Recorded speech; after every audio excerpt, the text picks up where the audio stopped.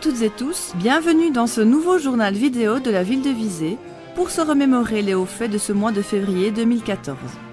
Une période que nous entamerons en musique avec le très beau festival musical et choral organisé tout au long du premier week-end du mois par la Fédération musicale liégeoise en collaboration avec la chorale César Franck de Visé. Un événement qui a attiré son lot d'amateurs du genre, même s'il ne se bousculait pas le dimanche matin lors de notre passage.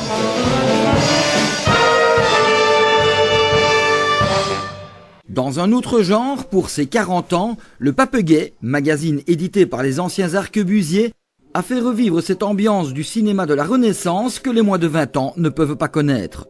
Ceci au travers d'une projection exceptionnelle de souvenirs filmés de la Cité de Loie, notamment issus de la remarquable collection Galère.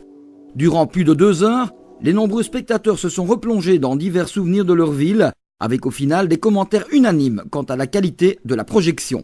On en redemande. Venons-en au sport avec tout d'abord l'un des événements majeurs de Wallonie et même de Belgique, l'Open international de judo.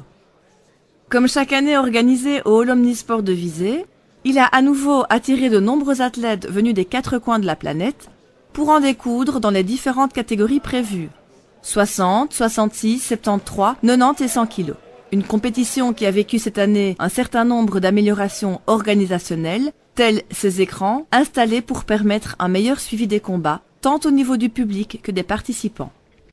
Parallèlement, le mérite sportif a cette année été attribué à Jean-Paul Tournator en individuel et au basket club visétois en collectif.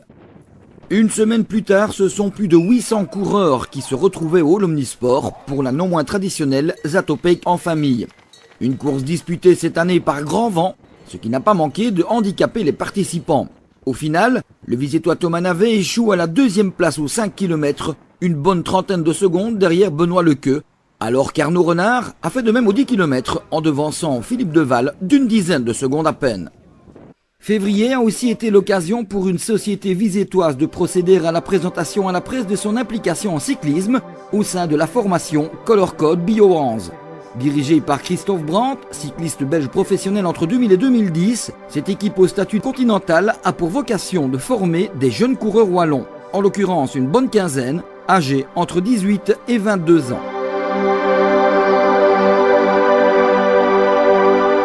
Toujours sur roue, mais dans un tout autre domaine, annonçons la participation de la pilote visétoise Sylvie Delcourt au 24e rallye Aïcha des Gazelles, qui se déroulera au Maroc du 14 au 29 mars prochain.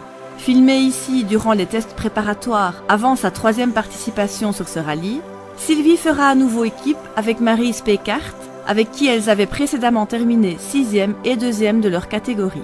Petit détour du côté des travaux avec ce chantier d'égouttage rue Basse qui poursuit sa belle avancée avec efficacité et méthode. Un exemple dans le genre, en dépit des inévitables désagréments vécus par les riverains mais que l'entreprise fait de son mieux pour minimiser.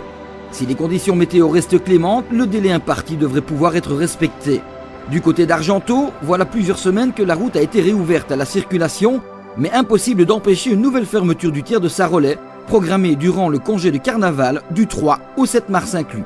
Non loin de là, au niveau de l'ancien parking de l'autoroute E25, entre les sorties Hermal et Visé vers Maastricht, c'est le gros chantier qui verra fleurir un nouveau pont qui mènera au futur trilogie port de Hermal qui a débuté.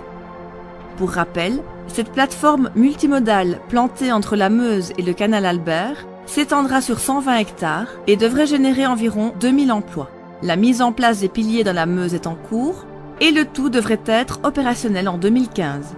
Voilà pour cette édition de février à nouveau bien fournie et nous en terminerons en rappelant l'ouverture des commerces ce premier dimanche du mois, le 2 mars, avec le retour au système piétonnier pour les rues hautes et du collège.